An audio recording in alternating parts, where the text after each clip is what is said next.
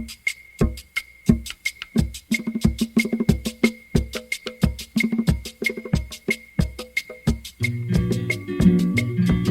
la tierra es un tamborcito de barro, juntemos todas las manos hermanadas en un son.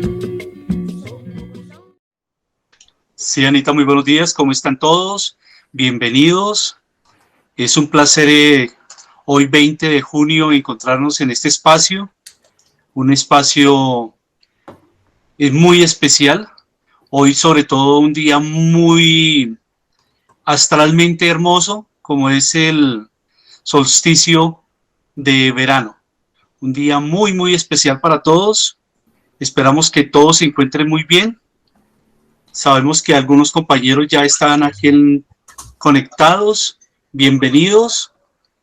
Espero que hoy podamos disfrutar de este espacio de saberes. Vamos a iniciar hoy con la profesora Mara. Vamos a tener el placer hoy de poder acompañarlos y que ustedes también puedan disfrutar de estos saberes. Es bien interesante.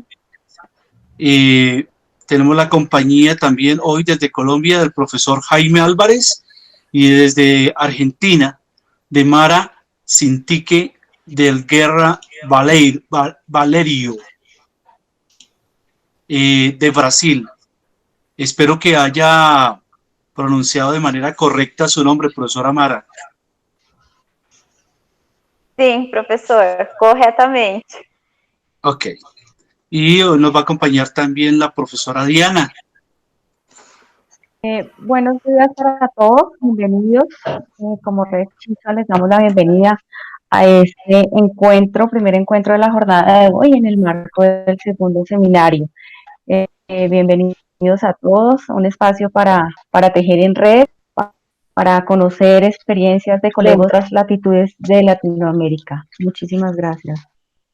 Bueno, para todos y para todas, y mientras van llegando los colegas y se van sumando a la sala, les estamos compartiendo nuestra mochila y les entregamos esta mochila como símbolo del tejido de saberes, tanto latinoamericanos como iberoamericanos, ¿no?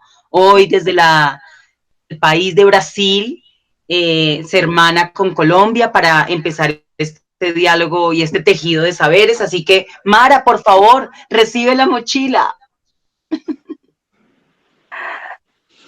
Obrigada, Ana. É um prazer receber a mochila e eu agradeço o convite em compartilhar um pouquinho da pesquisa realizada aqui no Brasil. É um prazer estar com todos vocês. O Brasil tem muito orgulho de participar deste evento em que a gente tem aprendido muito com as reflexões trazidas até o momento. Bueno, es un placer, Mara. Con Mara nos conocimos en México el año pasado, hace un año exactamente en México, compartiendo saberes alrededor de la educación inclusiva en toda nuestra región. Entonces, bienvenida, Mara. Muchísimas gracias, Anita. Sí, bienvenidos a todos.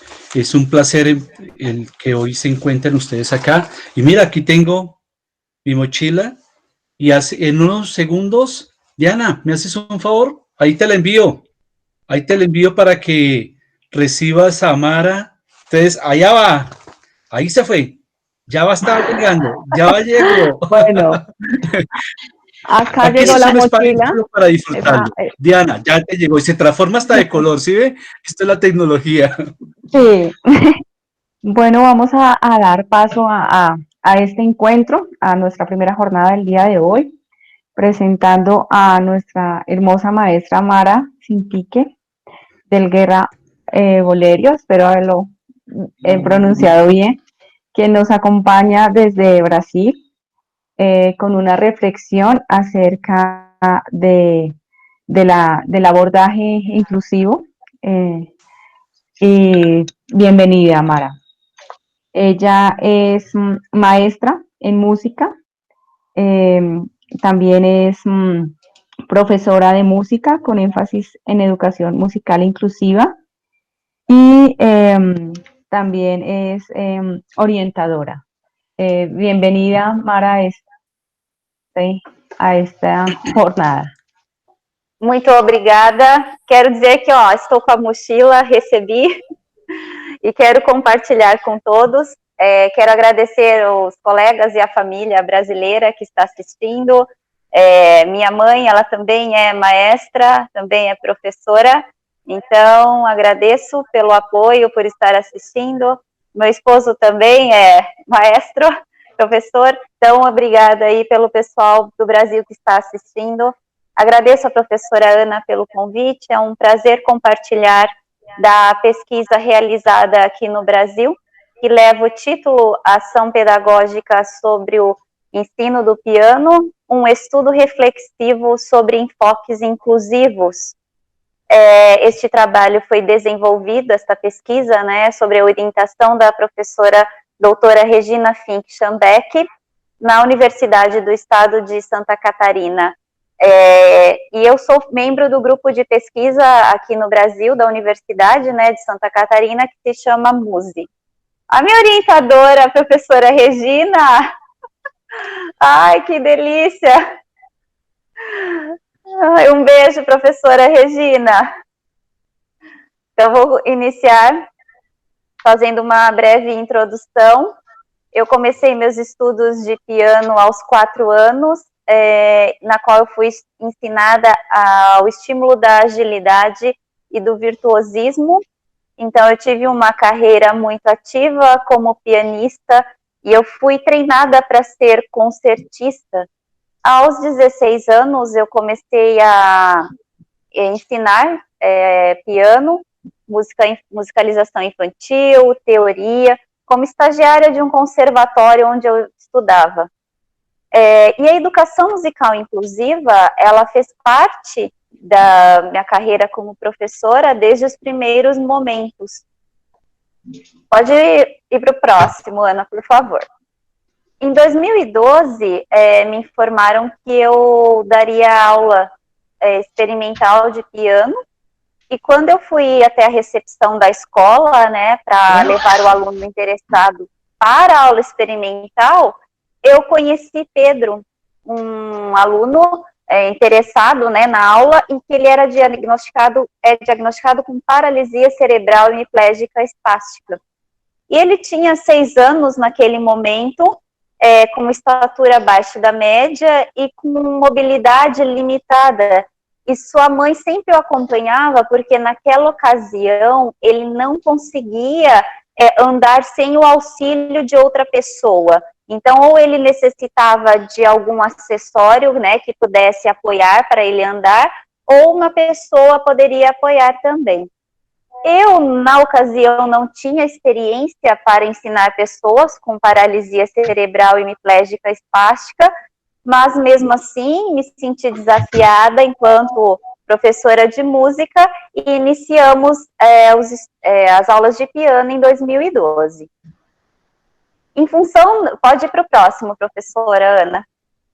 Em função do contexto apresentado e tendo em conta que as partituras para o ensino do piano geralmente estão embasadas em um processo metodológico para pessoas que não têm nenhum tipo de deficiência motora ou cognitiva, então, desde o princípio, né, dessa pesquisa, se colocou os seguintes questionamentos.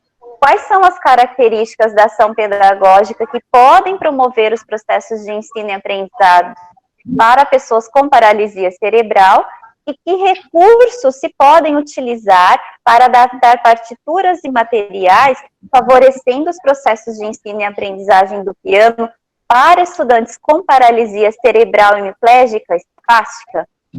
Então, em função do que foi discorrido até o momento, né, tornou-se os objetivos da pesquisa analisar os materiais existentes para os processos de ensino e aprendizagem do piano na fase inicial e dos materiais que podem ser adaptados para o contexto inclusivo. Estabeleceu-se critérios que podem ser usados para as adaptações dos materiais que favoreçam os processos de ensino e aprendizagem do piano para estudantes com paralisia cerebral hemiplégica espástica. e desenvolver materiais que possam favorecer os processos de ensino e aprendizagem do instrumento piano num contexto de inclusão. E também foi descrito as rotas, né, metodológicas utilizadas frente aos desafios e as possibilidades de aprendizagem utilizadas com os estudantes nas aulas de piano. Devido aos questionamentos, né, ao início da pesquisa e também aos objetivos, considerou-se adequada para a investigação a pesquisa qualitativa, né, com o método de investigação da pesquisa-ação. É importante ressaltar que esta pesquisa ela foi apresentada ao Comitê de Ética de Investigação sobre Seres Humanos na Universidade de Santa Catarina, e ela tem como marco teórico a prática reflexiva, que traz, né, no corpo do texto autores como Schoen, Alarcão, Pimenta. Por que a prática reflexiva foi tão importante como marco teórico? Porque ela teve dois momentos a pesquisa, né? A primeira, que se passa de 2012 a 2018, em que há uma reflexão para a ação passada, né? E o segundo momento, onde se inicia a pesquisa e há uma volta desse olhar, né, uma reflexão para a análise da ação, e sobre a ação e a ação futura, que caracteriza o período de 2018, 2019, né? E considerou-se, né, no desenvolver dessas análises, dessas coletas de dados, três eixos principais aí da pesquisa, que é a ação pedagógica, os materiais adaptados e a inclusão. Pode passar para o próximo, professora Ana. Para contextualizar um pouquinho a investigação, antes de entrar sobre, né, nas reflexões sobre minha ação pedagógica, contextualizando a pesquisa, essa investigação ela se realizou em uma escola de música na cidade de Bauru, né? Pode mais um, professora. Isso, obrigada. Na cidade de Bauru, ela atende, pode voltar um, por favor, isso. Ela atende aproximadamente 200 estudantes, entre eles 5% são estudantes com deficiência, né, e entre eles a escola atende a crianças e adultos com paralisia cerebral, síndrome de Down, autismo e discapacidade intelectual. E a escola oferece cursos de violino, violoncelo, piano, teclado, guitarra, baixo, bateria, técnica vocal, saxofone, flauta transversal, prática em banda e camerata. E os alunos, né, com discapacidade, com deficiência, que eles fazem o curso principalmente de bateria, técnica vocal e piano. Pode passar para a próxima, por favor. Aqui tem um pouquinho, assim, de duas figuras que eu trouxe um mapa para que haja um contexto melhor, né? Então, tem na figura 1 um mapa do Brasil, e na figura 2, nós temos ali o estado de São Paulo. Então, no mapa do Brasil, mais abaixo, podemos ver o estado de São Paulo, e na figura 2, eu extraí o estado de São Paulo, e em vermelho está a cidade de Bauru, que é uma cidade interior de São Paulo, mas ela é bem desenvolvida por ser uma cidade do interior, então é onde a pesquisa foi desenvolvida. Pode ir para o próximo, professora, por favor. Como eu disse anteriormente, a pesquisa ela teve esse olhar, né, reflexivo voltado para o passado, de 2012 a 2018, e nós tivemos um momento da coleta para que houvesse uma reflexão, né, na ação, sobre a ação que corresponde a 2019, e os instrumentos de coleta foram entrevistas com a mãe, o garoto, com alunos que fazem parte da escola de música e o diretor da escola. Contextualizando Pedro, que é, né, o aluno que frequenta desde 2012, que está sendo citado, né, na pesquisa, ele nasceu com falta de oxigênio no momento do parto, e por isso desenvolveu, né, naquele momento ali da falta de oxigênio, paralisia cerebral hemiplégica espástica. Então, ele não tinha o movimento do lado esquerdo do corpo, passou por processos de reabilitação, como terapia ocupacional, fisioterapia, né, para que ele pudesse ser estimulado a desenvolver os movimentos corporais. Ele frequenta a escola desde 2012, ele é muito sociável e carismático, o que eu ressalto que possibilitou, né, os processos de ensino e aprendizagem, porque ele sempre esteve pronto aos desafios, né, e as abordagens pedagógicas que eu propunha em aula. Também foram coletados dados por meio das reflexões das aulas individuais, das aulas de banda e camerata. Então, são 3 contextos de coletas, né, também diferentes, além das entrevistas, que foram analisados e colocados em categorias que correspondem, né, essas coletas correspondem ao ano de 2019. Aulas individuais correspondem a uma aula em que só tem eu e o aluno, então ela é realizada uma vez por semana, então ela só tem eu e o aluno. Isso, professor, esqueci de falar para mudar, perdão. Pode ir para a próxima também, professora, por favor.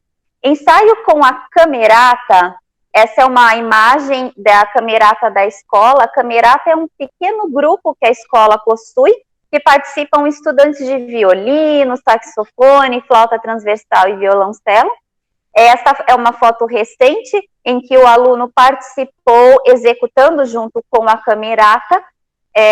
Então, ele faz parte já, né, do grupo de apresentações junto com outras pessoas. Então, foram filmados esses ensaios para que a gente pudesse ter uma análise de como foram esses ensaios até a apresentação.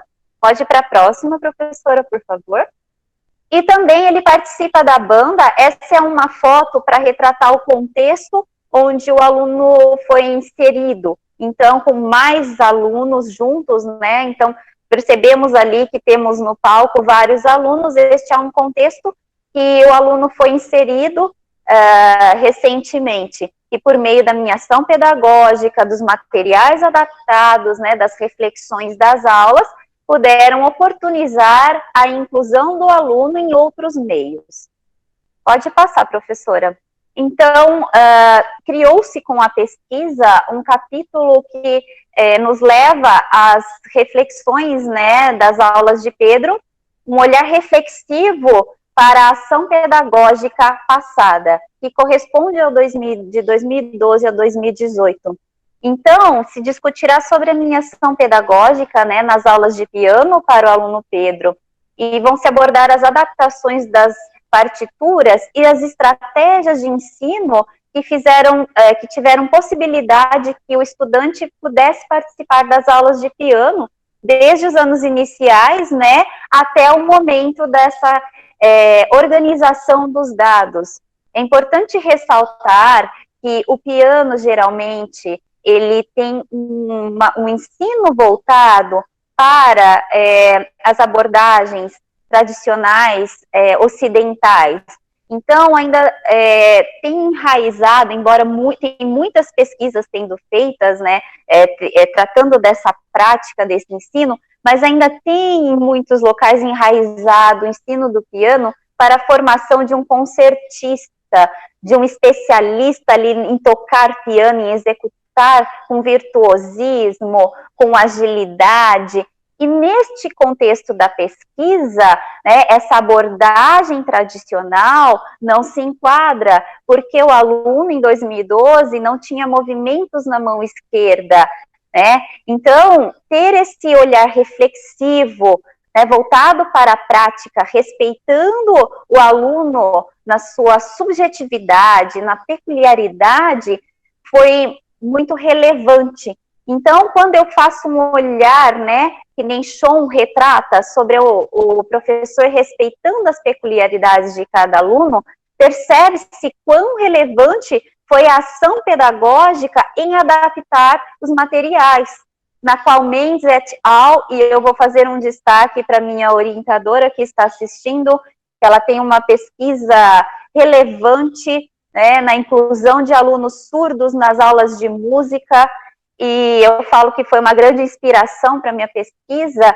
Então ela traz isso esse livro, né, Mendes et al., ela fez parte né, que se chama Objetos Pedagógicos. Eu acho até, Regina, que seria legal disponibilizar para as pessoas, porque tem um conteúdo muito importante, e romper as práticas de ensino tradicionais, né, desenvolvidas para as crianças com deficiência. Então, houve essa ruptura dessa prática de ensino do piano tradicional para uma outra abordagem, uma outra perspectiva de ensino. Pode passar, por favor, professora. Então, minha primeira ação foi adaptar livros e peças existentes, porque eu tenho um conhecimento mais profundo deste material, né? E eu tinha até então, devido a estudar piano desde a infância. Então, essas peças existentes foram o meu norte, mas elas não davam conta, né, de ensinar em contexto inclusivo. Então, por isso, minha ação em adaptar este material. E como o estudante não movia sua mão esquerda, eu prezei por ensinar passo a passo, estimulando os movimentos da mão. Pode passar, professora, por favor. Eu trouxe aqui uma comparação, né, entre um material existente e um que foi adaptado. Daqui a pouquinho acho que vocês vão... Para mim ainda aqui não apareceu na tela, mas não tem problema, eu vou explanando. Para quem não conhece muito bem, né, o ensino do piano, então a música, ela tem uma simbologia em que nós temos o acesso à leitura das partituras, em que cada, né, símbolo ali representa uma tecla do piano. Então, essa tecla do piano, o aluno não conseguia apertar ainda, né? Então, se a gente fizer um comparativo, na figura 3, eu tenho a lição inicial de um livro muito utilizado no Brasil para o ensino do piano. Então, percebe-se, né, para quem não tem o conhecimento musical aí, que eu tenho um conjunto de linhas em cima, né, tem um símbolo, e eu tenho um conjunto de linhas embaixo, com a simbologia musical, que significa que esse aluno teria que tocar 4 vezes com a mão direita em cima, depois, posteriormente, 4 vezes com a mão esquerda. Não era possível, naquele momento, para o aluno executar dessa maneira. Por isso, optei por, né, minha ação pedagógica foi adaptar essa lição, que era de um livro já existente, que era o meu norte pedagógico. Então, minha ação voltou-se para adaptar onde ele executaria mais com a mão direita e uma tecla só com a mão esquerda, ressaltando que no início ele nem conseguia sustentar a mão sobre o piano. Então, minha ação era mais voltada para que ele se mantivesse equilibrado sobre o piano e conseguisse sustentar a mão sobre o piano. Pode passar, professora. Essa outra lição, ela é um pouquinho mais avançada, depois de alguns anos, né, em que o aluno, ele... Profe, disculpe, Sí, es que le fue Mara, el no se sonido, te Irma. escucha. E agora? Ahora sí. Ahora sí, te voy a volver a poner la presentación con la diapositiva porque no se te escuchaba. Eu retorno de onde, professora? Ah, tá, ok. Obrigada. Nota-se nessa figura, né, na figura 5, que temos 2 teclas para serem apertadas com a mão esquerda, né? Então, temos ali 2 teclas, o aluno não conseguia, neste momento, tocar com 2 teclas ao mesmo tempo. Então, minha adaptação na figura 6 é que o aluno tocasse com uma tecla a mão esquerda, né? E a mão direita também com poucas notas. Observem a diferença, né? Em cima, menos notas, embaixo, uma mobilidade maior, mas percebam o seguinte, sempre na mesma tecla, porque o aluno não conseguia ainda mover a mão sob o piano. Então, eu prezei, né, pela adaptação, minha ação foi voltada para respeitar sempre os limites, né, e principalmente ressaltar as capacidades encontradas no aluno no contexto, né, do ensino do piano. Pode passar, professora, por favor.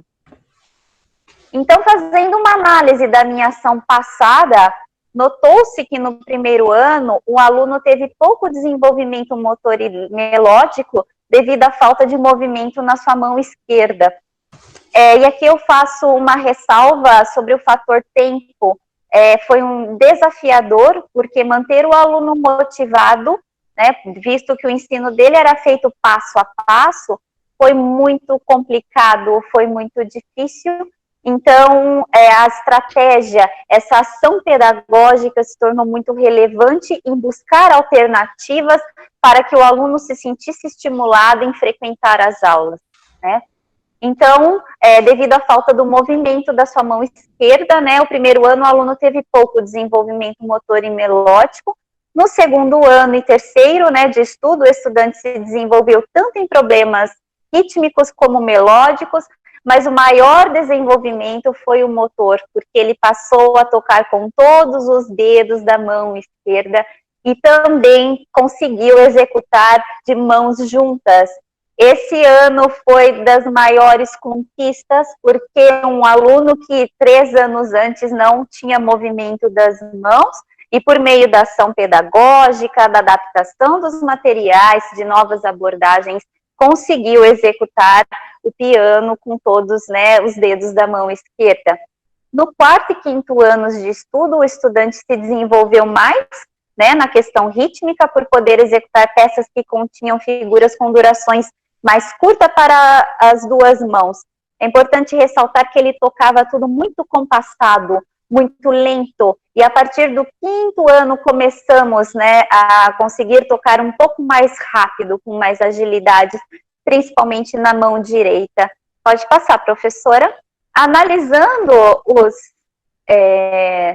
sextos e sétimos anos de estudo, considera que o estudante teve um crescimento melódico por conseguir tocar junto com a camerata da escola, e o que foi permitido responder com mais confiança os reflexos requeridos, né, na execução do instrumento piano. Portanto, né, a estratégia de adaptar as partituras, os processos de ensino e aprendizagem puderam permitir novas possibilidades para ensinar este instrumento a um público, né, que se encontra afastado desta prática instrumental, trazendo novas oportunidades para os estudantes com deficiência possam frequentar as aulas de piano. Pode passar, professora, por favor. A pesquisa, né, foi feita, que nem eu disse, em 2 momentos, então fizemos esse olhar no capítulo anterior para a ação passada. Agora será feita uma reflexão mediante a coleta de dados das entrevistas que foram realizadas em 2019 e que intitularam o ensino e aprendizagem do piano em contexto inclusivo. Essas categorias que eu vou mencionar a seguir foram criadas a partir de entrevistas com a mãe, o garoto, os colegas da escola de música e o diretor da escola. Então, são essas categorias: o instrumento piano, reabilitação versus ensino, materiais adaptados, o ensino do piano no contexto de inclusão, desafios e possibilidades de aprendizagem. O instrumento piano, a reabilitação versus ensino, foi discorrido nas discussões, né, nas análises, porque percebe-se muito que quando um aluno ingressa, né, um aluno com deficiência ingressa numa aula de música, em princípio, percebe-se mais a expectativa na família em reabilitação e não em processos de ensino e aprendizagem. E notou-se nos depoimentos coletados, né, da mãe, que ela pensava em um primeiro momento mais em reabilitar a mão.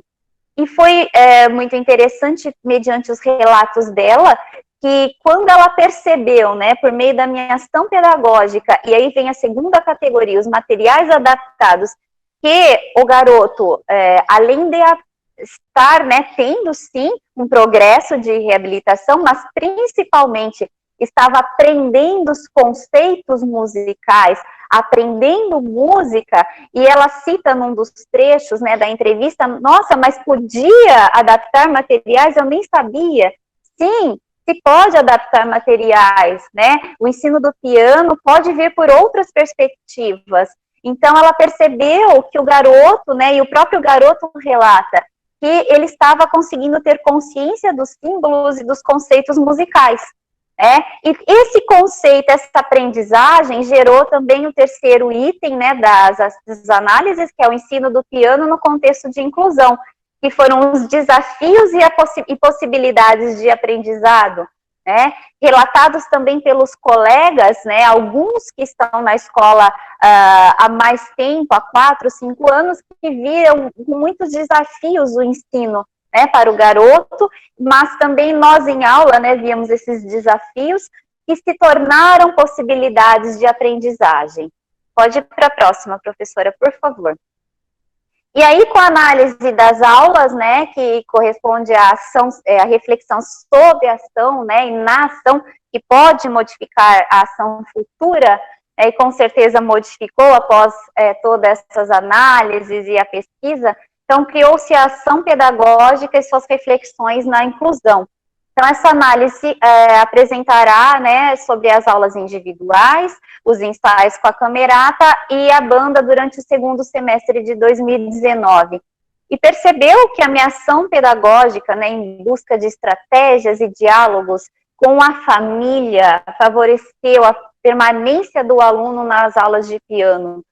Faço uma ressalva aí para esse diálogo, né, que percebe-se muito a relevância da ação pedagógica do professor, mas principalmente o diálogo entre família e entre instituição. O professor é como se ele fosse o mediador ali entre família e instituição. Então, por isso é tão relevante refletirmos sobre a ação pedagógica, né, e também dar ouvidos à família, né, à instituição e fazer essa mediação para que esses alunos permaneçam nesses contextos de ensino.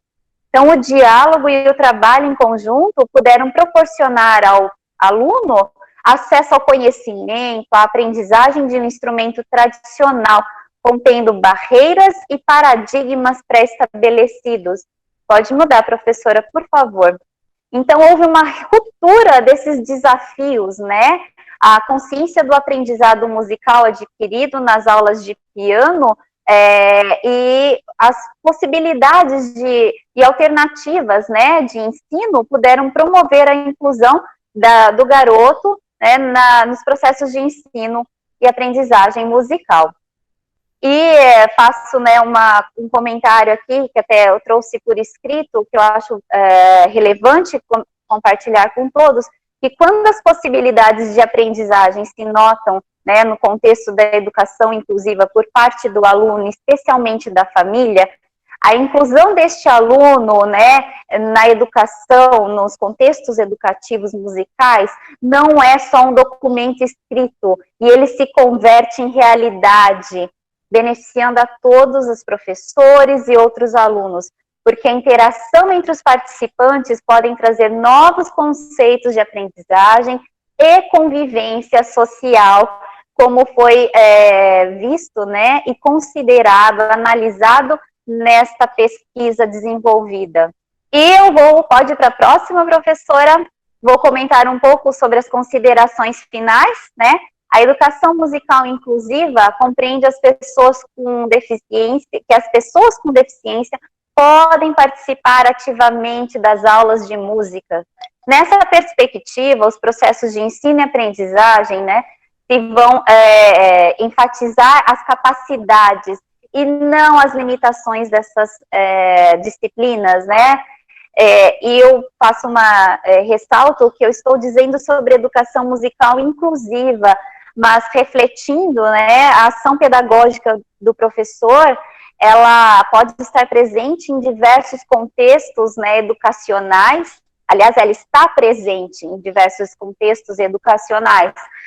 Basta o professor, né, ter essa reflexão, buscar conhecimento, buscar refletir a própria prática e estar pronto para novas alternativas de ensino, novas abordagens pedagógicas, novos caminhos, né, e desafios.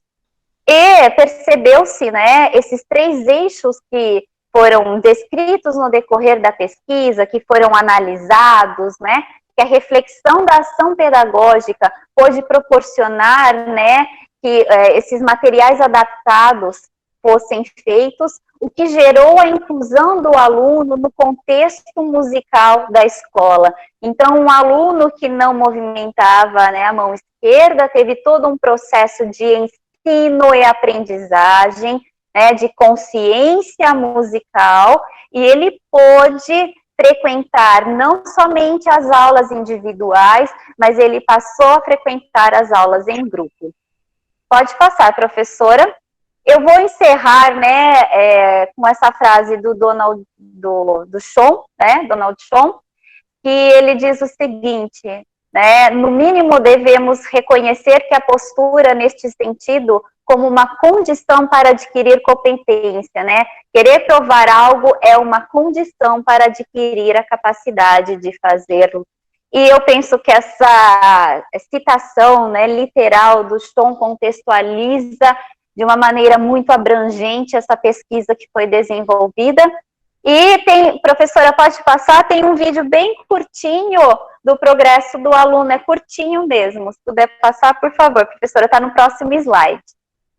Aí a classe individual. Ah, tá sem som, ok. Tá. Não logramos oírlo. Falando rapidamente, né, não sei se ainda está saindo som, mas é um pouquinho das nossas aulas, eu quis trazer um trechinho só, para não me alongar. Sou grata à atenção de todos, agradeço mais uma vez a professora Ana pelo convite, agradeço a minha orientadora Regina por ter, né, me inspirado aí a desenvolver essa pesquisa, muito obrigada. Estou aqui com a mochila, olha, para quem que eu vou entregar, para a profesora Ana. Hola Mara, muchas gracias por tu presentación, de verdad que nos quedan varias cosas en ese tejido, la diferencia que haces entre la flexibilidad y realmente el trabajo inclusivo, ¿no? Ese énfasis que das en potencializar las capacidades y reconocer las potencialidades del estudiante y no centrarse en sus limitaciones, y fundamentalmente el hecho de que no tenga una enseñanza de la música como algo aparte, como algo exclusivo, sino como parte de un todo, como parte de ese colectivo y de ese grupo. También ese trabajo que resaltas, ese trabajo colaborativo, ese trabajo de equipo con varios de tus compañeros, de tus colegas, por lo cual te damos muchas gracias por compartir esa experiencia de ese tejido que estás haciendo en pro de la inclusión educativa, realmente que nos hace ver que sí es posible la inclusión vista desde otra manera, desde el acogimiento, desde el respeto y desde el reconocimiento de esas diferencias, que más que ser cosas que nos separan, son cosas que nos unen, como ese tejido, como esta red, como ese encuentro con colegas y compañeros de diferentes latitudes. Les vamos a recordar a todos los compañeros que si tienen alguna pregunta para la maestra Mara, la podamos plasmar a través del chat. Vamos a tener un pequeño receso musical en esta mañana, un poco fría y lluviosa en la ciudad de Bogotá. Nos gustaría que también a través del chat nos puedan contar cómo está el clima en sus diferentes regiones, en sus diferentes lugares. Y luego de que escuchemos esta pieza musical, le vamos a pasar la mochila para que el compañero Alberto nos la reciba.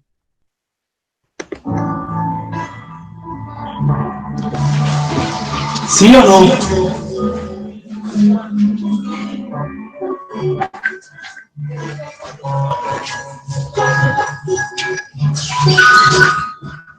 Recuerde que la primera parte es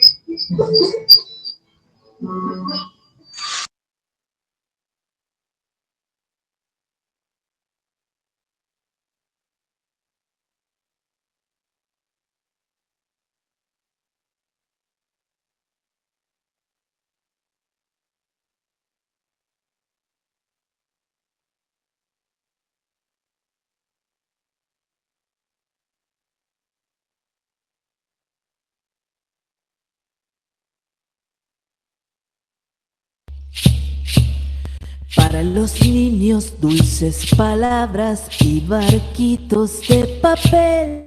Para el viento golondrinas, para este mundo buena fe. Para la tierra siembra conmigo, manos hermanas fundiéndose. Mucha abundancia para la cosecha, para el frío calor de hogar. Para la guerra nada. Para un pájaro el vuelo, para el frío todo el sol, para la sed el agua clara, para el rocío cada flor, para el recuerdo la historia, para el tiempo una espiral, la semilla para la tierra y tu voz para cantar, para la guerra nada. Para el sueño mariposas, primaveras, río y mar, para tu llanto mi esperanza, una sonrisa de abrigar. Para el domingo 100.000 niños cantando a coro bajo el sol, un tejado desde donde veas brillar mi corazón. Para la guerra nada. Para la boca muchos besos, para el día atardecer, y cantores con sus versos, más canciones pa' querer. Para el camino luna llena, para la noche un buen amor, un amigo pa' las penas, pa' tus ojos resplandor. Para la guerra nada. Para la calma tu mirada, Para tu mano un girasol, para la dicha tu sonrisa, para un velero está la mar. para el que sufre la caricia, para la tormenta un día de sol, Para la fiesta una palmada, una tambora y un cajón. para la guerra nada. Para hoy una esperanza, para el árbol una flor, para el cielo 3 deseos y el perfume de tu amor.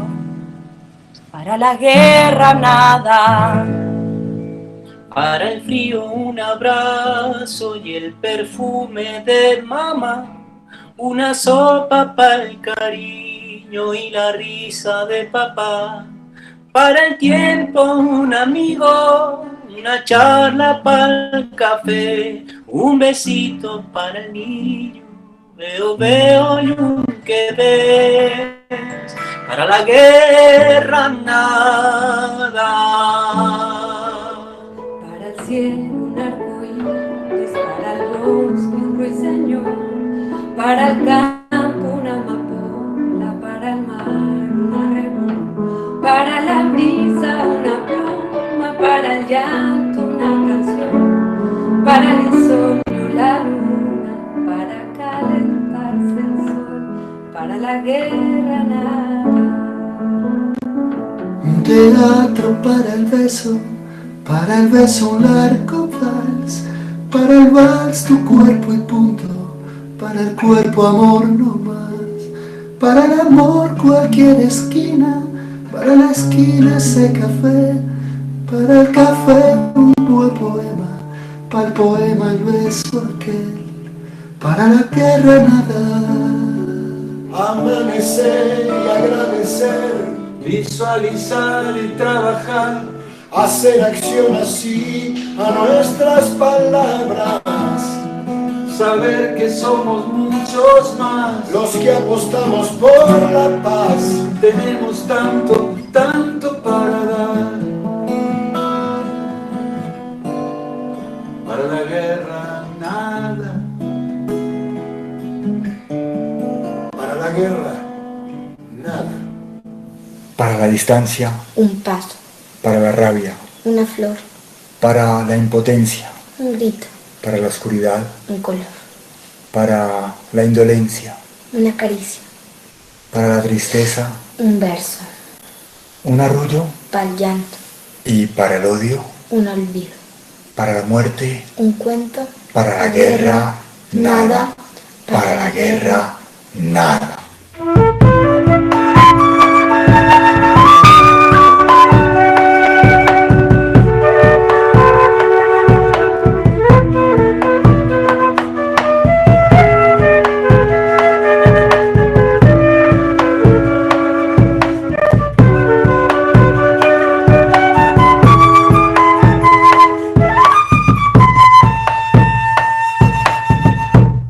Para el cielo un arco iris de avioncitos de papel, para la risa un aguacero y las ganas de correr. Florero para la casa, la nariz en el pastel, para la fuente mil deseos, para el balcón el atardecer, para la guerra nada, para la guerra nada.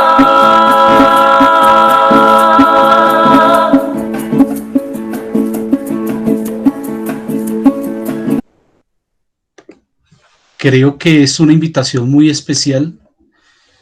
Cada nota musical como nos lleva, nos enseña, nos construye, nos transforma y nos permite transformar también cada uno de esos sentimientos que tenemos, cada uno de esos instantes de la vida. De la misma manera como docentes, estamos obligados a transformar la vida de nuestros estudiantes y hacer de ellos un espacio mejor, un espacio más agradable, hacer que cada tonalidad sea un fruto para una mejor calidad de vida. Bueno, quiero dar un Alberto. saludo muy especial. Sí, Ana. Discúlpame, Alberto, gracias por darme la palabra. Más que obligación, creería yo que no es una obligación, es un compromiso, es nuestro deber social. Para eso somos pedagogos, para apostarle a la transformación de las realidades inequitativas y de las desigualdades sociales que vivimos en nuestras regiones. Solo eso. No solamente en nuestras regiones, Ana, yo creo que de una manera u otra en todos los lugares hay exageradas inequidades, inequidades que generan brechas tan distantes y tan duras y tan difíciles que sí, tú lo acabas de decir, es nuestra responsabilidad y nuestra responsabilidad moral. Por eso decidimos ser maestros simplemente. Efectivamente, de hecho, la pedagogía es eso, la pedagogía no es transmisión, la pedagogía no es circular información memorística, la pedagogía es sacar de dentro el mejor ser humano que cada uno puede llegar a ser. Y ahora, desde una educación inclusiva basada en la música, pasamos a una educación inclusiva y a una democratización del conocimiento desde la astronomía ancestral. Efectivamente, Ana, muchas gracias. El profesor Jaime Álvarez López, licenciado en Ciencias Sociales, maestro en Educación y Desarrollo Humano, magíster en Neuropsicología y Educación y docente de la Escuela Normal Superior Distrital María Montessori, nos quiere compartir su experiencia semillero de astronomía. Creo que es un complemento de las notas del espacio y las notas musicales. Profesor Jaime, bienvenido. Tenga usted muy buenos días. Muy buenos días a todos. Muchas gracias, Alberto. Muchas gracias, Ana. Y efectivamente me estoy terciando la mochila para poder compartir conocimiento. Después de semejante demostración de trabajo que nos hizo una compañera de Brasil acerca de la inclusión y la forma de trabajar diferente en el aula, voy a presentarles justamente una forma también distinta de asumir justamente la ancestralidad y presentar justamente esa otra forma de ver el mundo, de verlo de una manera mucho más abierta, mucho más inclusiva y, como decía la canción que veíamos hace un momento, para tener más palabras que nos permitan incluirnos, que nos permitan dar amor, que nos permitan estar en una sintonía diferente con la sociedad y con esos mensajes de odio que a veces se reproducen. Entonces, los invito justamente a mi presentación, se llama Semillero de Astronomía, Interdisciplinariedad y Memoria. Esa propuesta de trabajo está fundamentada en dos elementos. El primero se fundamenta en la posibilidad de tener en el aula múltiples formas de conocimiento que, si bien son occidentales y si bien corresponden a un marco de referencia común, también busca que entren nuevas formas de conocimiento que muchas veces han sido ocultados. En la presentación aparece una imagen que es un yacimiento arqueológico que los españoles llamaron el Infiernito, ahorita vamos a ver por qué lo llamaron así, que se encuentra cerca de la ciudad de Villa de Leyva. La idea es que se pueda trabajar en el aula la astronomía como un elemento que aglutine la matemática, la literatura, la religión, las ciencias naturales, la ética y las ciencias sociales, pero como decía Ana, más que para generar una estrategia bancaria de contenidos que los muchachos van asimilando para poder comprender el mundo de una forma diferente. De ahí que la arqueoastronomía se vuelva una herramienta potenciadora. La arqueoastronomía es relativamente reciente, es una ciencia que nace hace más o menos unos 70 años, para la década del 50 del siglo pasado, y lo que busca es hallar la relación entre los conocimientos de astronomía de pueblos originarios, de pueblos ancestrales, con la posibilidad de encontrar formas de ritualización generadas por esas observaciones del cielo y que permitieron la supervivencia de las personas que habitaban estos territorios. De ahí que arqueoastronomía y etnoastronomía permitan reconstruir cosmogonías, rituales y formas de ver el mundo. Al inicio de la charla, Alberto estaba diciendo que hoy es un día supremamente importante para el planeta. Y es porque hoy es el solsticio de verano para el hemisferio norte y el solsticio de invierno para el hemisferio sur. Y es cuando el sol se encuentra más hacia el norte, en el caso del hemisferio norte, y por lo tanto se tiene el día más largo de todo el año. Para nosotros que estamos viviendo cerca del Ecuador, esa diferencia entre el día más largo y el día más corto no es tan representativo. Sin embargo, hasta hace unos 40 años, por ejemplo aquí en Colombia, este día era importante porque era cuando se iniciaban las celebraciones de San Juan, que por ejemplo en España significa el inicio de las fiestas de los fuegos de San Juan, que son importantísimos porque es el inicio del verano, y también las fiestas de San Pedro y San Pablo, que ahorita vamos a mirar qué relación tienen. ¿Y por qué está en la imagen estos dos cerros? Para los que no son de Colombia, estos dos cerros son los que llamamos cerros tutelares en la ciudad de Bogotá. A la derecha de la pantalla se encuentra la iglesia que llamamos de Guadalupe, realmente la iglesia de la Inmaculada Concepción, y a la izquierda se encuentra la iglesia de Nuestro Señor de Monserrate.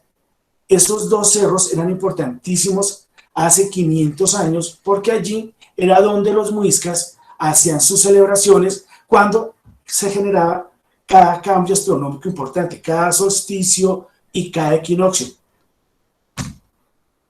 En esta pantalla, por ejemplo, aparece Orión. Y Orión también es importantísimo dentro de la cosmogonía, en el caso nuestro de los muiscas, porque al igual que, por ejemplo, con los egipcios o con los babilonios, mostraba el inicio y el final de un ciclo. Por ejemplo, hace un mes, Orión se ocultaba por el occidente y Orión no vuelve, la constelación que aparece allí justamente con esas tres estrellitas al lado izquierdo de la pantalla, no va a volver a aparecer sino hasta dentro de 6 meses, hasta cuando llegue diciembre, justo antes del solsticio de invierno. Hace 1000 años, Orión salía unos 4-5 días antecitos del inicio justamente del equinoccio, y esto significaba también para los muiscas el inicio de periodos de cultivo y de cosecha. Ahora, la arqueoastronomía introduce como les señalaba hace un momento, conocimientos ancestrales y formas de ritualizar justamente esos cambios climáticos, esos cambios astronómicos que en ese momento se vuelven algo anecdótico, o como pasó, por ejemplo, con muchas de las crónicas que hicieron los españoles de nuestros indígenas, se volvieron algo anecdótico. Por ejemplo, el hecho de que Bochica, que estaba representado por la figura de Orión, que aparecía por el oriente y salía por el occidente de la comarca, de la sabana de Bogotá, para retornar 6 meses después otra vez a anunciar el cultivo de maíz. Para el caso de los españoles, se volvió simplemente como un visitante barbudo que vino a enseñar ciertas cosas, desfigurando en muchos casos el mito y toda la ritualización que había. Por ejemplo, los ejercicios que han hecho algunos arqueólogos y etnógrafos recuperando tradición han mostrado que hay más de 2 versiones del mito de Bochica, y la arqueoastronomía permite justamente relacionar ese mito de Bochica con esas formas rituales donde se manejaban los tiempos de cultivo, donde se manejaban los tiempos de pesca y los tiempos de caza. ¿Por qué es importante esto? Porque es que cuando logramos superar esa parte pintoresca que tiene el mito o la leyenda, sobre todo la leyenda escrita por los que triunfaron y ganaron las guerras cuando llegó la invasión aquí a América, hace que podamos recuperar ese conocimiento de nuestros antepasados y que permitamos identificarnos con esa raíz ancestral. Entonces, ¿qué pasa? Que vamos a comprender de manera muchísimo más efectiva de dónde venimos nosotros. Ya no es solamente una raíz la que se valoriza, la raíz europea, sino que también vamos a comenzar a mirar que hay otra raíz que nos revitaliza, que es esa raíz amerindia, esa raíz de pueblos originarios que puede complementar y puede ayudar justamente a identificarnos a nosotros como latinoamericanos que vivimos la tierra, que si bien tenemos una raíz europea, una raíz afro y una raíz amerindia, va a tener muchísimo más significado y muchísimo más valor para nosotros estar en esta tierra y luchar por lo que somos nosotros. Y en ese sentido entonces surge la primera pregunta. ¿Existían observatorios astronómicos muiscas? Y la pregunta es sí. Lamentablemente la historia contada por los españoles borró parte de esa tradición. El observatorio más famoso es el del Templo del Sol en Sogamoso, que, notas entre líneas, por ejemplo, el observatorio que actualmente hay, la reconstrucción, no está ubicada exactamente en el lugar donde existía originariamente hace 500 años. Sin embargo, el ejercicio es muy bueno para que ustedes vayan y lo visiten porque genera una reconstrucción de cómo eran estos templos que construían los muiscas. Este templo cuenta la leyenda que cuando los españoles entraron a robar el oro que se encontraba allí, accidentalmente lo incendiaron y duró cerca de 6 meses el incendio y los palos por el tipo de madera que se utilizaba para la construcción. Hay otro observatorio que se encuentra en Tunja, que es en un parque llamado el Pozo de Donato. Como pueden ver en la fotografía, está llena de cemento, pero se conserva uno de los monolitos centrales. En la parte izquierda se encuentra la reconstrucción que hizo la Universidad Tecnológica de Tunja del círculo de piedra, que servía justamente como un observatorio para mirar el movimiento del Sol y la Luna.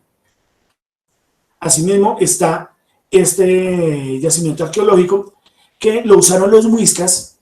Esa línea de piedras a través de sombras señala justamente los días de equinoccio, los días de solsticio. Pero aquí hay un dato curioso. Cuando los muiscas hace más o menos unos 2200 años comenzaron a usar este yacimiento arqueológico, ya existían muchos de los monolitos que aparecen ahí incrustados. No se sabe a ciencia cierta quién lo construyó o cómo lo construyeron.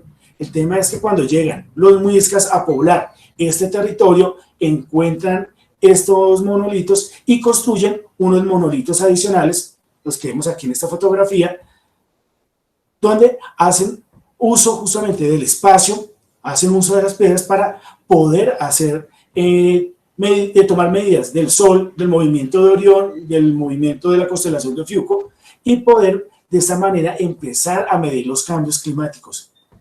También se encuentran estas dos piedras que los españoles llamaron los cojines del diablo. Los herederos muiscas de esta zona los llamaron los cojines del Saque, y también tienen una exposición de sur-norte que permite medir el movimiento del Sol y de la Luna. Ahora, ¿cómo empieza todo? ¿Cómo empieza ese reconocimiento del espacio para poder llegar a este conocimiento conocimiento astronómico y conocimiento ritual? Empezamos primero con los muchachos haciendo un ejercicio de identificación de puntos cardinales. En esta fotografía que se hace con los muchachos, generalmente es un juego de puntos cardinales, ubicando los 4 puntos cardinales y los 4 subalternos, norte, sur, oriente, occidente, suroriente, suroccidente, etc. Y aquí el ejercicio con los muchachos es sencillo. Generalmente se empieza con esta foto y la pregunta es: ¿en qué punto cardinal queda ubicado ese arco de donde están saliendo los niños si son las 8 de la mañana? Y este primer ejercicio, que hace parte del ejercicio del semillero, es el primero que empieza a ubicar, a enseñarles a ubicar justamente el espacio a partir de sombras. Pero para los muiscas la cosa comenzaba de manera distinta. Ellos tienen un modelo ético y tienen un modelo moral fundamentado en el reconocimiento del espacio, pero yo como ser humano dentro del espacio. Pero yo no estoy solo, entonces estoy yo con mi familia, estoy yo con mi comunidad, y en ese sentido, en la fotografía aparece uno de los humedales que hay en Bogotá, y empieza a aparecer que soy yo, mi familia y mi comunidad, pero inmerso en la chucua, la cuca, las piedras y los animales, las montañas, las plantas, los ríos, y todo eso comienza a tener un carácter de sacralidad. Y el punto que intermedia ese equilibrio entre mi familia, yo y mi comunidad, y los animales, las plantas, son justamente la chucua, que es el humedal, es otro nombre que es muisca, que es el lugar donde está el agua, donde está la vida, donde están las plantas; la cuca, que es el templo ceremonial donde se formaba a los sacerdotes, se formaban a los caciques; y las piedras como esas memorias de la tierra que permiten justamente identificar todo lo que hay alrededor.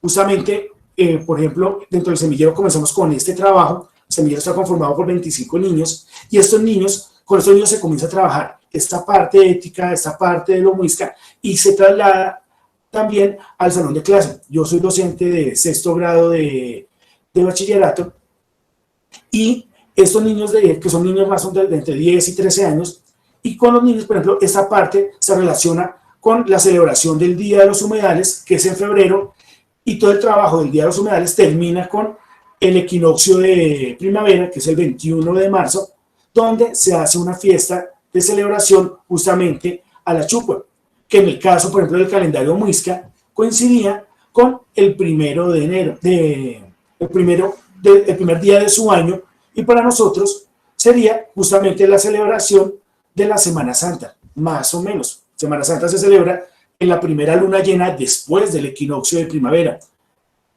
Tanto en el pensamiento muisca como en el pensamiento cristiano, por ejemplo, esa celebración se vuelve importante porque es una celebración de la vida y del retorno del agua para que las plantas puedan surgir. Por lo tanto, por ejemplo, cuando llegaron los españoles a tierras muiscas, ellos vieron que para esta época se hacía una celebración importante con maíz, con ofrendas, con mucho oro. Y cuando los españoles empiezan a generar ese proceso de aculturación, empiezan a eliminar los símbolos muiscas para introducir símbolos cristianos. Y nos podemos devolver, por ejemplo, a las montañas que veíamos al inicio. ¿Qué pasaba? Que, por ejemplo, para el equinoccio se hacía el ritual primero al sol, a la luna, en lo que llamamos ahora el Cerro de Guadalupe, y luego se hacía la celebración agradeciendo al sol. Y los españoles lo que hicieron fue colocar iglesias ahí, hacer reemplazo de símbolos para eliminar la religión cristiana, pero los muiscas, resistiendo, generar un proceso en el que se adaptaron a las nuevas circunstancias sin dejar de perder justamente esta parte de la esencia con respecto al equilibrio. Y en ese sentido, los sacerdotes comienzan a tener un elemento muy importante. Los europeos en general llaman a los sabedores, a los sacerdotes de cada comunidad chamanes, y es la forma universal que desde la ciencia se asume, pero no deja de tener ese tinte pintoresco, el chamán con rituales mágicos, con una cantidad de supersticiones y conocimientos que no tienen ningún tipo de validez, desdibujan un poco el papel justamente de estos sabedores en la cultura. Es por eso que en las clases, tanto en aula como en el semillero, comenzamos a llamar a los sabedores, a lo que los europeos llaman chamanes, sabedores. Aquí, justamente en esta representación que hay en esta figura de cerámica, que se les llama comúnmente tunjos, aquí en Colombia, en este tunjo aparece justamente la representación de un sabedor. ¿Y por qué sabemos que es un sabedor? Porque en la cabeza tiene esas figuras, esos circulitos que son una decoración de un sombrero. Los muiscas tienen muchísimos sombreros, y estos sombreros representan justamente la luna y el sol, igual que los dos astros que se encuentran en forma de collar en el cuello. Ahora, los sabedores muiscas podían ser hombres, como por ejemplo en el caso de esta representación, pero también podían ser mujeres, como el caso de esta otra representación, ¿sí? Porque para los muiscas lo importante era justamente tener este conocimiento. Y los hombres, en representación del sol, las mujeres en representación de la luna, eran los que formaban a todos los chiquis que se encontraban a lo largo de toda la sabana de Bogotá en el territorio muisca. Ahora, esos sabedores eran expertos en observar el cielo, y dentro de ese pensamiento dual de los muiscas, ese conocimiento era de vital importancia porque se buscaba el equilibrio, y como veíamos en la diapositiva del humedal, lo importante es para los muiscas encontrar equilibrios, puntos de equilibrio dentro de cada uno de los actos que se generan dentro de la sociedad. Ahora, ¿por qué es importante para una sociedad cualquiera, incluyendo la nuestra, observar los cielos? ¿Sí? Porque observar los cielos permite dar pistas de los cambios estacionales. Con el Club de Astronomía, por ejemplo, se inicia primero observando el movimiento y el tipo de nubes, y con esto comenzamos también a observar cómo funcionan los vientos dentro de la sabana de Bogotá.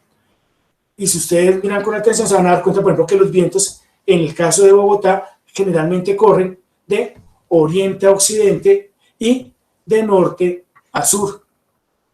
Y eso lo podemos observar justamente a partir de las nubes y el tipo de nubes. Ahora, en la sabana de Bogotá, las montañas servían para identificar también el movimiento del sol. Esta es una fotografía tomada desde la Escuela Normal, donde se ve en el fondo el Cerro de Monserrate y el Cerro de Guadalupe. Ahora, nosotros, bueno, este es un ejercicio muy bonito, esta es una fotografía del 2018, pero por ejemplo el año pasado se hicieron, este año desde las casas, algunos niños ya lo comenzaron a hacer, van a comenzar a hacerlo justamente a partir de hoy, que es el solsticio de verano, que es cuando el sol está más hacia el norte, y con un punto de referencia fijo, y siempre tomando la foto desde el mismo punto, los niños observan el movimiento del sol. El 22 de septiembre de 2018 fue el equinoccio de otoño para el hemisferio norte y el equinoccio de primavera para el hemisferio sur, para Uruguay, Argentina, Chile.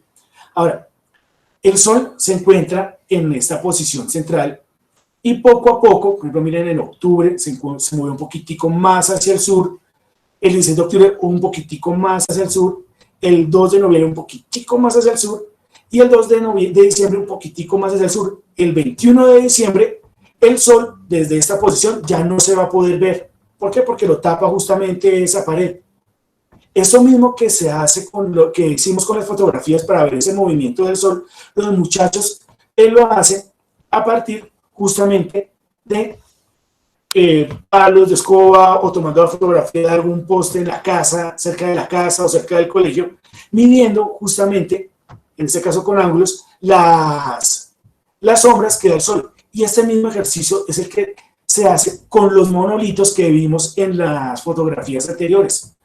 Ahora, por supuesto, en esta superposición aparece en la Plaza de Bolívar en sombras y encima aparece el sol, detrás aparece el Cerro de Monserrate y aparece una fotografía, la fotografía se tomó justo el 21 de junio de hace 2 años para mostrar justamente ese movimiento del sol. Dentro de 6 meses el sol ya no se va a ver sobre Monserrate, sino se va a ver un poquitico más hacia el sur del Cerro de Guadalupe. En el caso de Colombia, ¿cuáles son los cambios estacionales que marcan el solsticio y los equinoccios en la sabana de Bogotá? Y entonces aquí viene una diferencia enorme, porque la astronomía que generalmente uno ve en la televisión o que se muestra en los canales especializados, son una astronomía hecha en latitudes altas, es decir, 23 grados hacia el norte, Estados Unidos, Canadá, Europa, o 23 grados hacia el sur, Chile, Australia, Argentina. Y en Bogotá, los equinoccios y los solsticios no van a marcar, como en Estados Unidos, o en Argentina, o en Chile, el inicio de la primavera, el otoño. Por ejemplo, ahorita empieza el verano en Estados Unidos, y empieza el invierno en Argentina. Para nosotros son las temporadas de lluvia y temporadas secas. Por ejemplo, ahorita empieza la temporada seca, más o menos dentro de una semana, empieza a disminuir paulatinamente la lluvia, y cada equinoccio y cada solsticio, por lo tanto, era importante reconocerlo porque indicaba cuándo venía el agua para poder cultivar y cuándo se iba a ir el agua para estar pendiente y recoger la cosecha a tiempo. Ahora, si no tenemos montañas enormes como las bogotanas, como las que les mostré hace un rato, ¿cómo identificar el movimiento del sol? Y entonces aquí justamente con los muchachos en el patio se hacen ejercicios, ellos por ejemplo están en grupos y están trabajando justamente a partir de los ejercicios de sombras. Entonces ese mismo patio, por ejemplo en febrero a las 8 de la mañana, está oculto por las sombras de los árboles, y a las 8 de la mañana en junio los árboles ya no tapan la cancha. Y es porque justamente el sol se ha movido en el horizonte, como les mostraba hace un rato.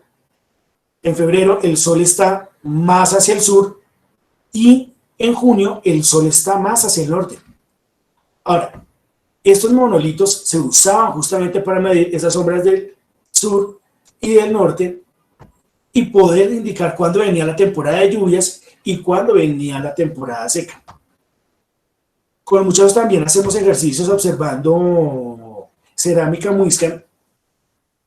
Esta cerámica se cree que se construyó hace más o menos unos 600, 700 años. Se encontró un yacimiento arqueológico y fíjense que en la cabeza que tiene esta figura tiene un sombrero. Les decía, los muiscas tenían muchísimos tipos de sombrero. Este sombrero tiene una particularidad y es que tiene justamente esta cruz en el centro. Los españoles cuando llegaron acá pensaron que Cristo había venido aquí porque había muchísimas cruces y que los muiscas habían recibido la palabra de Dios, pero como eran indios, entonces habían rechazado la palabra del Señor y por lo tanto se habían dado a sus prácticas politeístas llenas de ignorancia. El asunto aquí es que esa cruz tiene un significado importantísimo. Resulta que está relacionada con estos círculos de piedra y con lo que les indicaba hace un rato con el templo de Sogamoso. Resulta que esa cruz muestra la línea de norte a sur que tendría el meridiano y la línea de oriente a occidente que marca el sol en su movimiento, tal como lo muestra el Pozo de Donato, círculo de piedra que es el Pozo de Donato, o la construcción de casas indígenas. Las casas muiscas son en forma de círculo y generalmente la puerta está mirando hacia el norte, hacia el oriente, para justamente recibir al sol y marcar justamente ese meridiano de oriente a occidente. Y las dos ventanas los dos palos base, que están acompañados de dos ventanas, van de norte a sur, de tal manera que esa cruz que aparece acá es una representación justamente de ese movimiento del sol y de ese movimiento de la luna que los muiscas marcaban y que era importantísimo dentro de todo su esquema ritual. Ahora, ¿cómo activamos esto dentro del salón de clase? Generalmente lo que hacemos son ejercicios de triángulos y de ángulos para poder estar midiendo el movimiento de esas sombras del sol. Lamentablemente, como señala la diapositiva, no tenemos conocimiento de cómo funcionaba la matemática muisca. Y aquí hay una cosa importantísima: construir un templo, construir una cerámica con esas indicaciones, muestran nociones de matemática y geometría que ya están incorporadas dentro de la cultura. El asunto es que no tenemos conocimiento, porque gran parte del conocimiento que tomaron los españoles y que aparece en muchas de sus crónicas se usó fue para poder hacer más fácil el ejercicio de conversión al cristianismo, pero no les interesaba nada más, entonces solamente conservaron lo que a ellos les interesaba. Sin embargo, se pueden deducir justamente a partir de la relación que hay entre rituales y movimientos astronómicos y la forma como los medían. Este es un ejercicio, este es el ejercicio número 9 que hacemos en el semillero, y justamente hacemos la representación del círculo de Donato, usamos un transportador y con el transportador empezamos a hacer la medición de las sombras del sol. Ahora, ¿por qué es importante este conocimiento? Porque el movimiento del sol también va a permitir que se generen ciertas actividades económicas. Entonces, se anticipa la temporada de lluvias, se anticipa la temporada seca, y esto permite que, por ejemplo, la fiesta de la Chuca, que está relacionada con la Semana Santa, sean momentos de agradecimiento para donde yo me quedo en mi territorio porque está lloviendo. Y durante ese tiempo construyo telas, hago cerámicas. Por ejemplo, hay una anécdota muy importante de cómo los castellanos quedaron supremamente impresionados con las telas muiscas que se llevaron a Sevilla en el siglo XVI. Lamentablemente, parte de la tecnología que se usaba para la construcción de estas telas se perdió. Otra generó cambios para poder ya no tejer telas de algodón, sino tejer telas de lana, cuando se introducen las ovejas en el altiplano cundiboyacense. Asimismo, la fiesta, ya les decía, de San Juan, aquí en el caso de los muiscas, era el anticipo para poder empezar a hacer el deshierve de los cultivos de maíz, que generalmente se sembraban cuando Orión, en mayo, desaparecía por el occidente, y un mes después empezaba justamente a crecer y se hacía el primer deshierve. Y asimismo, la fiesta del sol, que es en el solsticio de invierno para el hemisferio norte, solsticio de verano para el hemisferio sur, para nosotros era la fiesta del sol, que es justamente la temporada más seca de todo el año en el altiplano cundiboyacense, que corresponde con la Navidad. Ahora, como señaló ahí en la diapositiva, no es lo mismo comerciar en temporada de lluvias que en temporada seca. Entonces, ¿qué pasa? Que observar los cielos, observar la relación entre las señales del cielo y los cambios climáticos fue lo que permitió que en el caso de los muiscas prosperara esta sociedad. Ahora, el ritual del sol estaba vinculado con lo que más adelante se llamaría el ritual del dorado.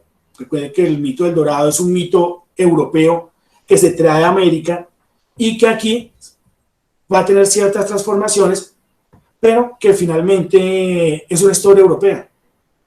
Aquí lo vinculan, en el caso muisca lo vinculan con el ritual del nacimiento del sol, con el ritual, en un ritual donde el cacique se cubría completamente de oro, el oro, representación del sol, símbolo masculino, navegaba sobre la laguna de Guatavita y se sumergía en las aguas del Guatavita.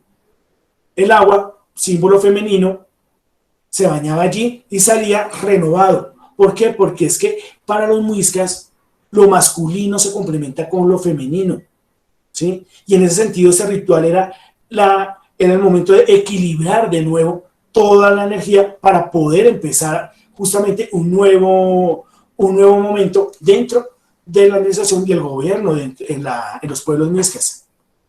En la imagen de la derecha aparece una celebración actual del resguardo de Suba, en Tibabuyes, en Bogotá, donde en marzo se celebra el Año Nuevo. ¿Sí? Recuerden que coincide con el equinoccio de primavera. Asimismo, este ejercicio se hace tanto en el semillero de astronomía como en las clases. Se trabaja el bastón de la palabra, que es justamente la recopilación de esas historias que aparecen en estos rituales y que muestran justamente cómo hay un sustrato astronómico vinculado con estas tradiciones. Asimismo, se hace un trabajo ya no solamente con el Sol, también se hace con la Luna. En este ejercicio, por ejemplo, que se muestra a continuación, los muchachos hacen un seguimiento de una lunación desde el primer día, luna nueva, hasta cuando la luna está completamente llena, que son aproximadamente 14 días, y en ese ejercicio se utilizan ángulos. Aquí se vincula la matemática y por ejemplo, el año pasado logramos vincular este taller con los ejercicios de geometría que se hacen en grado sexto. Con la luna también se hace recuperación de conocimientos tradicionales que se tienen en las casas. Entonces, como el no cortarse el cabello en ciertas fases de la luna, o cuando se tienen plantas en la casa, en qué momento cultivarlas, en qué momento trasplantarlas, en qué momento cortar las hojitas cuando se necesite utilizarlas. Y esta recuperación de memoria generalmente termina con la invitación de papás o de abuelitos, e incluso de algunos sabedores de resguardos vecinos, para que nos cuenten justamente cómo funcionan sus tradiciones, para que los muchachos aprendan que la luna y las tradiciones en torno a la astronomía van más allá de simplemente esas anécdotas, porque pueden volverse conocimientos reales y efectivos. Ahora, el Día del Agua, el Día de los Minerales se vuelve fundamental. Profesor Jaime. Sí, señora. Lo invitamos a que vaya, digamos que dándole un cierre a la presentación. Hay muchas preguntas que derivan de estas violencias epistémicas que efectivamente el profe Jaime nos está mostrando, que niegan nuestras ancestralidades. Entonces, para que por favor vaya cerrando y ahorita cuando se dé paso a las preguntas pueda seguir complementando, mi profe. Gracias. Perfecto. Listo, muchas gracias, Ana, qué pena. Bien. Estos ejercicios que estoy mostrando a continuación muestran justamente cómo vinculamos parte de ese conocimiento occidental con lo tradicional y permite que los muchachos empiecen a hacer articulaciones, porque la idea, el objetivo por lo menos del semillero de astronomía no es negar el conocimiento occidental, sino ver justamente que hay otros discursos y otras formas de ver el mundo que pueden complementarse y que pueden ayudar a ver el mundo de una manera más amplia. Una de las herramientas importantes que tenemos es justamente este simulador astronómico, el Stellarium, que es un simulador de código abierto. Cualquier persona puede descargarlo, se anda actualizando cada año, es completamente gratuito y se puede descargar en cualquier tipo de computador. Este Stellarium es muy potente, tiene muchísima practicidad, los muchachos, es muy intuitivo, los muchachos lo pueden utilizar fácilmente. También usamos son representaciones de Chimeningagua. También usamos la plataforma Moodle con talleres prácticos que permite justamente generar una comprensión más amplia de los ejercicios que acabo de mostrarles. Y hay un canal de YouTube donde están invitados que se llama Astronomía Ancestral. He eliminado algunos videitos, pero van a comenzar a aparecer nuevos videos. Este canal se abrió con el propósito justamente de generar tipsitos de explicaciones que amplían lo que acaba de explicarles. Ahora, como conclusión entonces, para cerrar la charla, la arqueoastronomía se vuelve una herramienta importante para presentar conocimientos ancestrales de una forma más dinámica y pertinente en el sentido de poder comenzar a generar recuperación de memoria, que a su vez permite que los muchachos comiencen a tener una nueva construcción sobre su propia identidad y la identidad que aparece y la identidad que nos quieren vender en esos medios masivos de comunicación. se abre la oportunidad de generar también una comprensión contraintuitiva del mundo, facilitando la comprensión más amplia también de la ciencia.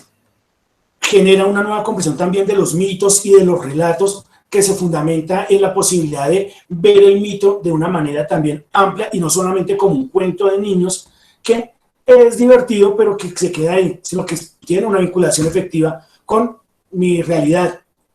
Permite darle mayor valor a los pueblos originarios y poder justamente justificar la necesidad de tener ese conocimiento dentro de nuestras aulas. Permite también que podamos complementar y equilibrar nuestro conocimiento de lo que tenemos actualmente como herederos de una cultura occidental con esa cultura merengue, con esa cultura afro que también aparece, no lo mostré acá, pero también aparecen elementos afrodescendientes dentro de esta tradición, dentro de este constructo de astronomía que se está dando. Y por último, para cerrar acá, esta tradición, la astronomía lo que busca es que al comprender nuestros conocimientos de pueblos originarios, podamos tener una vivencia de nuestra sociedad muchísimo más efectiva, evitando el desarraigo y la inmovilidad política, que es una característica de nuestros pueblos latinoamericanos, debido justamente a la imposibilidad de poder identificarnos. Bueno, muchas gracias. Aquí está la bibliografía, igual como queda grabado dentro del canal de Chisua, para que puedan acceder. ¿Listo? Muchas gracias.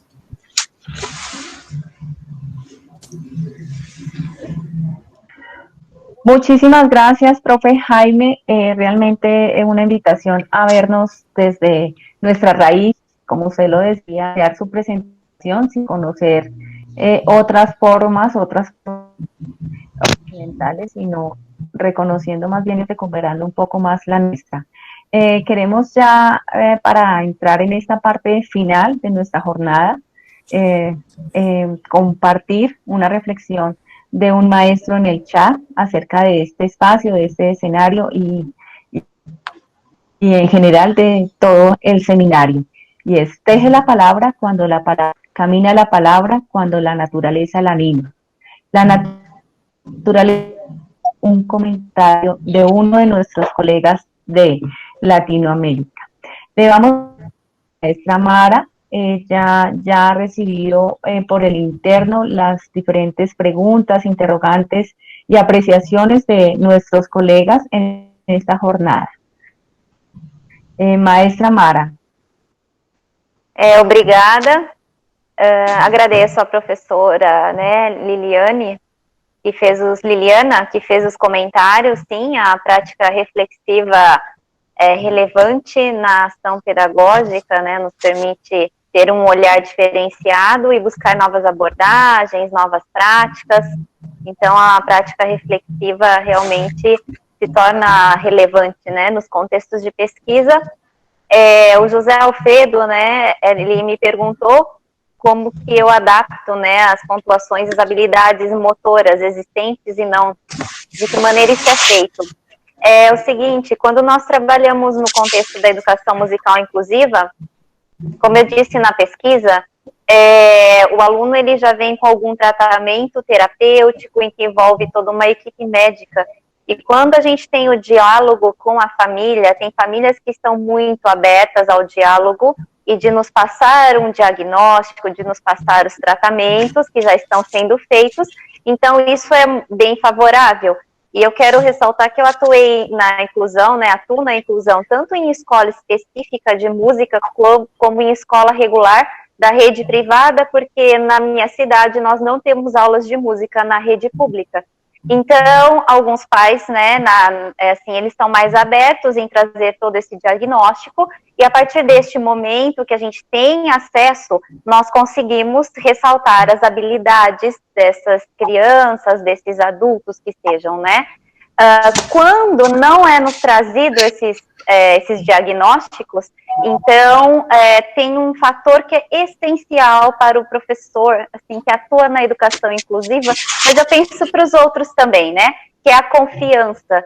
Então, essa criança com deficiência, ela adquire muita confiança no professor. E a partir deste momento de confiança, nós conseguimos ter uma percepção de ressalta das habilidades, e eu vou fazer um relato rapidamente. Eu tenho uma aluna com síndrome de Down, e o momento que eu disse para ela, não estou aqui para te ajudar, que eles acham que a gente está ali como um favor, e não, eu falei, né, não estou aqui para te ajudar, estou aqui para te ensinar, né, para que ela se sentisse segura de que ela tem habilidades, de que ela tem capacidades. Então, penso que se torna muito relevante essa questão da confiança, e neste relato, né, que fiz aqui, tanto da pesquisa, a confiança foi primordial para que pudesse ter todo esse desenvolvimento e essa análise. Já posso fazer a comentário da outra pergunta? Sim? O que é que eu passo a palavra? Posso falar todas as perguntas? Eu agradeço os comentários, as parabenizações, e quero incentivar que mais professores pesquisam a educação musical ou a educação inclusiva em si, né? E a Carolina, né, fez uma pergunta a questão da transmissão da música pela oralidade e pelos conceitos, né, de que maneira esse processo é feito, dos sensoriais para os convencionais. Então, eu vou rapidamente, porque a música ela é muito vasta, né, as questões de pesquisa dela e de atuação é vasto. Então, quando a gente fala de educação musical, a gente tem uma discussão que é recorrente na literatura, que fala sobre a educação musical como um pano de fundo para o aprendizado de outras disciplinas, que aí se consideraria a tradição oral. Então, quando eu canto para a criança guardar um brinquedo, quando eu canto para a criança ir para o lanche, quando eu canto para a criança se despedir da aula, essa é uma tradição oral, mas que não está sendo praticada em si a educação musical. Eu estou me utilizando da música para o desenvolvimento de outras atividades, tá? Então, essa seria uma corrente da tradição oral. A outra corrente que a gente tem a tradição oral é pelo ensino dos processos de ensino e aprendizagem em música, por meio de autores, por meio de estudiosos, que trazem exercícios para esse desenvolvimento oral, mas com consciência de aprendizagem da educação musical, tá? E esses dois contextos, eles podem ser vistos, né, a música como uma segunda opção e a música como processo em si, nas escolas regulares, que nem eu disse aqui em Bauru, infelizmente só nas escolas privadas, e nas escolas específicas de música, que é também a minha atuação, certo? Não sei se eu me fiz clara aqui em português, mas qualquer coisa, estou à disposição. Muchísimas gracias. Profesora, muchísimas Obrigada. gracias. Profesora Mara, muy Obrigada. amable. Lo mismo. Vamos a darle la palabra al profesor Jaime. Qué pena con usted, profesor Jaime. Yo creería que en unos 3 minuticos para que hagamos un bosquejo de esas preguntas que muy amablemente nuestros compañeros nos han dejado. Entonces, tiene la palabra, profesor Jaime. Bueno, muchas gracias, profesor Alberto. Igual me demoré un poquitico con la exposición. Bien, de manera global, en las escuelas sí hay una gran tensión en torno a una postura cientificista del conocimiento y lo que se considera que es válido y lo que no es válido, y dentro de las cosas que no se consideran válidas está justamente ese conocimiento ancestral. Entonces, no hace parte esto de un ejercicio ya curricularizado dentro del plan de estudios. Se está introduciendo, se está generando ese proceso, pero que lo importante, y creo que aquí es donde viene la relevancia de este proyecto, ya se están generando nuevas formas de comprender esa integración entre lo científico occidental y el conocimiento de las tradiciones ancestrales. Entonces, por ejemplo, en matemática ya logramos tener puntos de encuentro, tenemos puntos de encuentro en literatura, porque en literatura ya logramos generar dentro de las prácticas de aula estos ejercicios. Entonces, justamente, hubo varias preguntas en torno a si hace parte de un área distinta dentro del currículo. No, pero es parte de las prácticas que ya se están introduciendo. Y hay la importancia de tener el semillero como un grupo alterno que funciona dentro de la normal y de ahí salen los ejercicios que se introducen dentro del aula. Gracias. Muchísimas gracias, profesor Jaime. Profesora Diana, le cedo la palabra porque hay una invitación muy especial. Vamos queremos invitar a todos nuestros colegas a participar en la jornada de esta tarde, en nuestro segundo encuentro del día de hoy, en el marco de este seminario. Y antes de dar en nuestro siguiente paso el cierre de la jornada de hoy, entregar la mochila el día de hoy, la mochila con nuestro tejido, la mochila con esa inclusión, con esas cosmovisiones que nos marcan como pueblo americano, con esa combinación entre esa herencia que nos dejaron nuestros ancestros, pero también con esa parte cultural y académica del occidente. Esta mochila el día de hoy tiene algo muy especial, unos colores de la mochila, unos colores que denotan precisamente eso que desarrollamos y que tejimos en el día de hoy, la diversidad, pero también la esperanza. Muchísimas gracias, profesora Diana. Les invitamos a todos a seguir redes de la red Chisua. Bueno, muchísimas gracias, profesora Diana. Gracias, Diana. Como lo decía ella, esta tarde hay un encuentro. Muchísimas gracias por regalarnos estos minutos adicionales. La profesora Mara muy cordialmente nos quiere deleitar unos minutos con una interpretación a manera de cierre, como un pequeño obsequio, además de los que nos ha dado hoy con sus saberes. Entonces, le damos la palabra a profesora Mara y los esperamos esta tarde.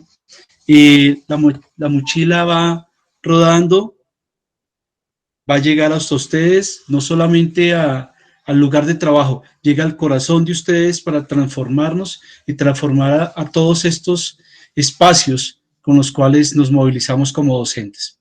Profesora Mara, su palabra.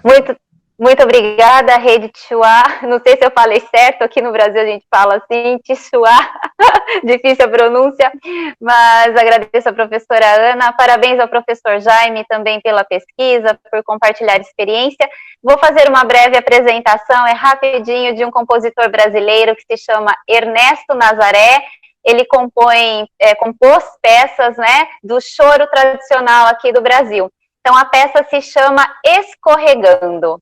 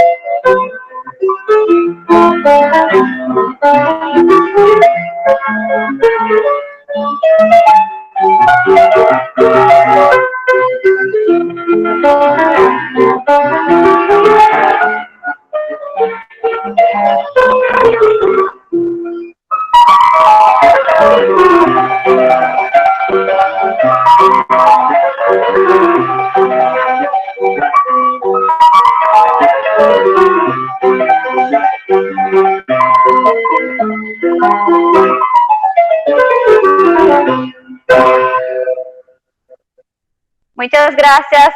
Até más. Muchísimas gracias a usted. Un hermoso cierre, muy amable. Y nos encontramos en las horas de la tarde.